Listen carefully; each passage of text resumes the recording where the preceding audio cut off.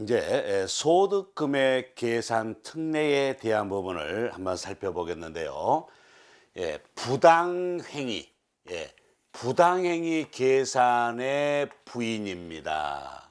그리고 공동사업에 대한 소득 분배라든가 아니면은 분배를 하지 않고 합산하는 그런 경우, 그리고 결손금, 발생된 결손금을 또 이월된 결손금을 공제하는 그런 순서와 내용을 이렇게 볼 수 있습니다. 먼저 부당행위 계산의 부인에 있어서는 배당, 사업, 기타, 양도소득이 있는 거주자가 특수관계인과의 거래로 인해서 조세 부담을 부당하게 감소시킨 것으로 인정되는 경우에 이런 부당행위 계산 부인을 적용을 하게 되는 거죠.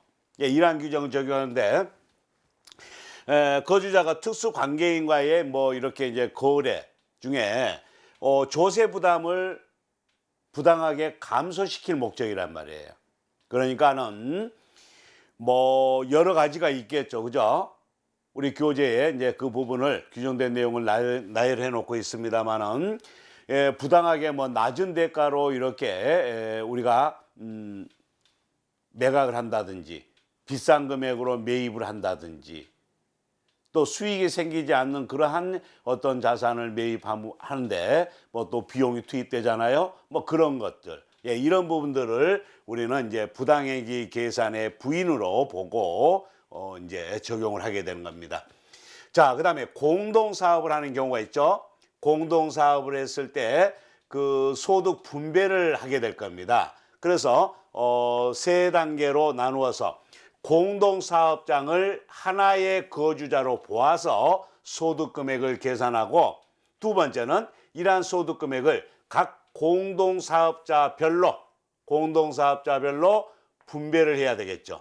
그리고 마지막으로 분배받은 공동사업자는 각자 자신의 종합소득에다가 합산해서 이렇게 소득금액을 계산하고 또 소득세를 산출해야 되겠습니다. 그러나 거주자 1인과 그의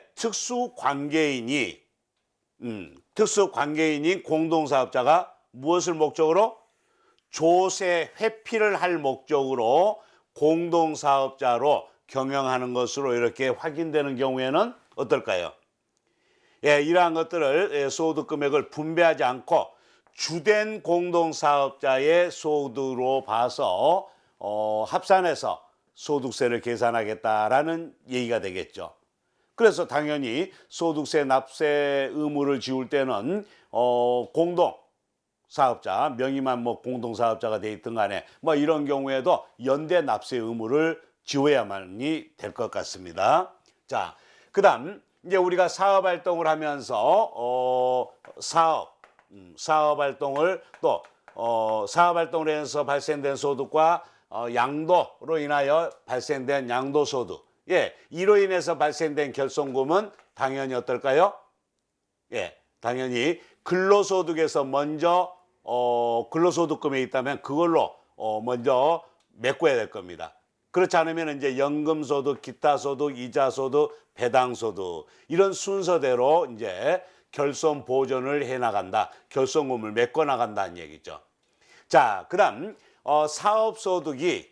사업소득으로서 이월된 결손금은 어때요? 첫째, 사업소득에서 발생된 그 이익금, 소득금액에서 먼저 메꿔야 될 겁니다. 그 다음에는 이와 마찬가지로 근로소득과 연금소득, 기타, 이자소득, 배당소득 이러한 순서로 결손을 메꿔 간다라고 이렇게 그 결손 보존 순서를 기억을 해 두시면 될 것 같은데요. 이때 사업소득이라 할지라도 사업소득에는요, 과거에 부동산 임대소득과 이 사업소득이 따로 구분되어 있던 것을 합친 거예요. 그러다 보니까 사업소득 안에는 부동산 임대소득과 사업소득 같이 있습니다. 그래서 대외적으로는 사업소득 이렇게 얘기하지만은 그 안에서 따로 구분해서 관리를 하게 되는데 부동산 임대소득에서 임대사업에서 발생된 결손금은 부동산 임대 사업에서 발생된 소득 금액이 있을 때만 거기에서 이제 보존을 하는 거예요. 그러니까 부동산 임대 소득은 부동산 임대 사업에서 발생된 결손금은 부동산 임대 사업에서 발생된 소득 금액, 그걸로만 메꿀 수 있다는 얘기죠. 다른 소득 금액, 다른 이런 소득 금액으로 메꿀 수 없다는 얘기입니다. 그러나 이제 부동산 임대 사업도 주택 임대 사업은 제외되는 거예요.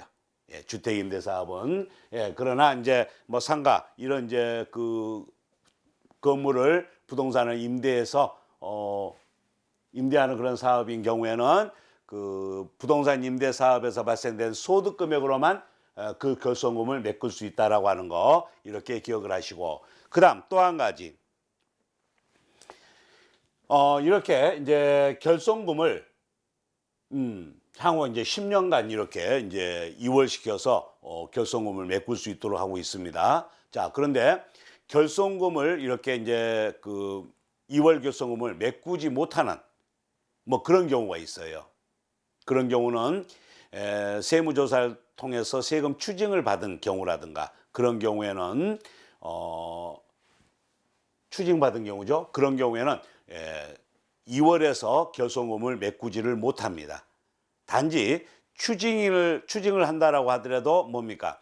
천재지변이라든가 뭐 이런 것 때문에 장부가 뭐 없어졌다든지 훼손됐다든지 뭐 이런 경우에는 세금을 추징할 수밖에 없죠. 물론 이제 감면 이제 제도가 있습니다만은 그런 경우에는 그런 경우 추징이라고 하면은 뭐 2월 결손금 공제받는 데는 제한이 없다라고 하는 것도 아울러 우리가 정리를 해둬야 될 그런 부분입니다.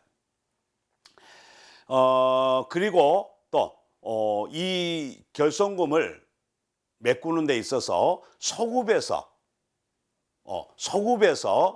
결손금을 공제하는 이제 이러한 제도도 있다라고 하는 거 마지막에 얘기를 해두고 있죠. 그 부분도 살펴봐 주시기를 바라겠습니다. 이렇게 해서 이제 우리가 연금 소득과 기타 소득에 대한 전반적인 내용을 정리를 해 봤습니다.